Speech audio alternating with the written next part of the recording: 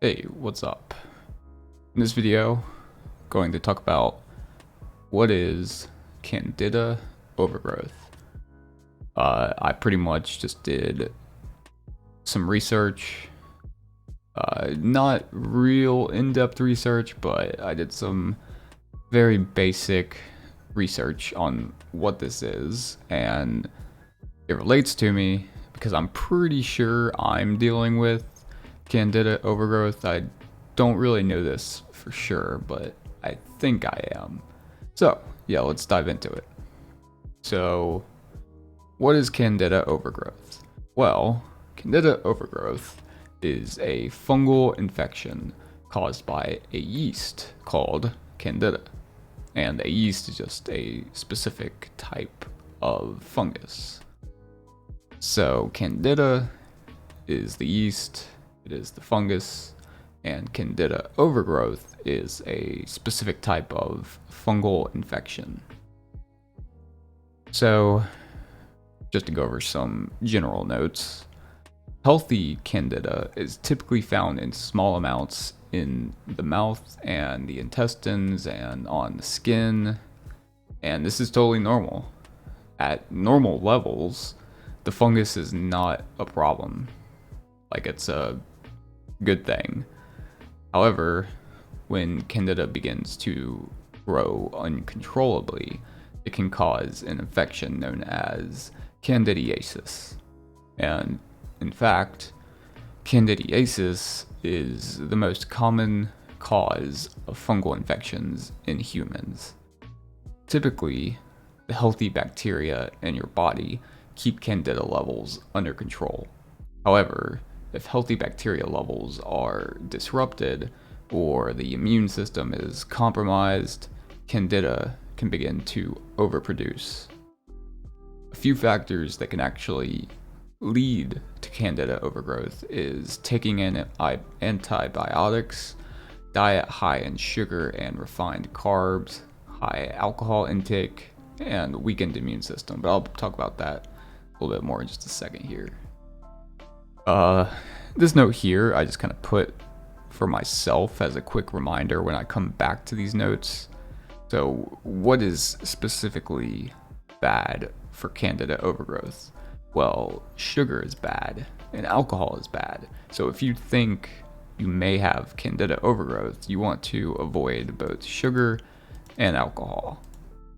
And of course, you can't avoid all sugar, like fruit and juice and stuff. Like, you don't want to totally avoid it, but like avoid all added sugar and like artificial sugar, and of course alcohol as well.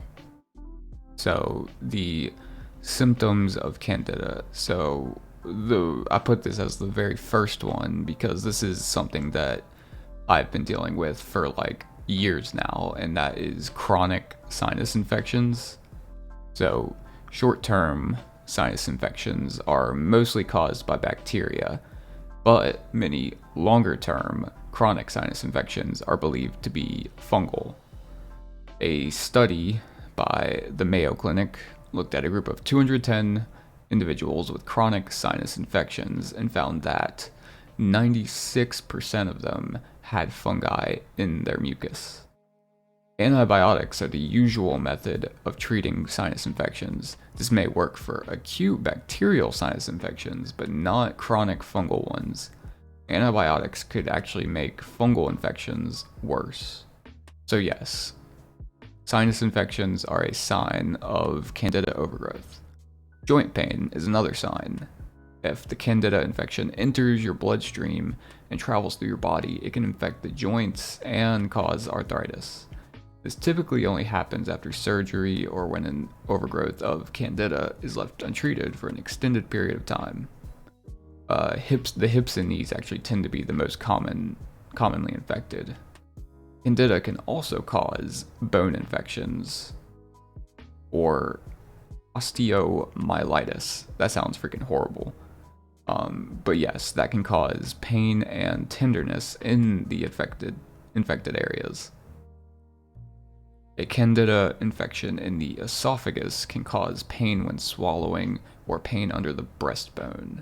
this one, I specifically wrote this one down because it really clicks with me, because over the past few years, I've had a ton of pain, specifically right under the breastbone. So it's like, I've searched all these health issues online, and I have never found one that talks about pain under the breastbone until I saw this. So it's like, ooh, that clicks. Maybe that's what I'm dealing with. And I've had all these stomach issues, so it's like, oh, the patterns are kind of making sense now. Another one, which also relates to me, is craving sugar. So basically, eating sugar promotes the growth of intestinal yeast, and having too much yeast in your gut makes you crave sugar. Because Candida is a yeast, it needs sugar in order to grow. So, it's catch 22, 21. It's a loop, pretty much. You eat sugar, promotes the growth, and then the growth of it makes you crave sugar even more.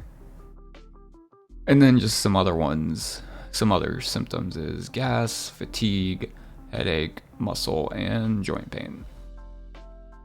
I feel like at a certain point, when there's like just too many symptoms, it's like no point in really listing them out, because it's like, oh, the symptoms of this thing is pretty much everything.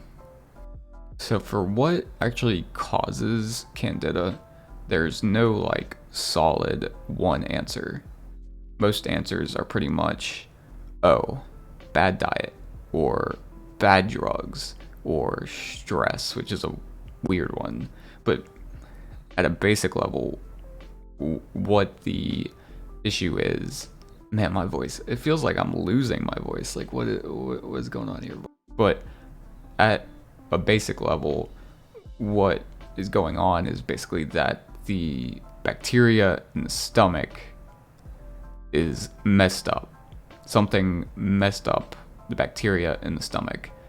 And this promotes the overgrowth of the healthy Candida. And then once it overgrows, that's when you have candidiasis, and it's pretty much a big issue.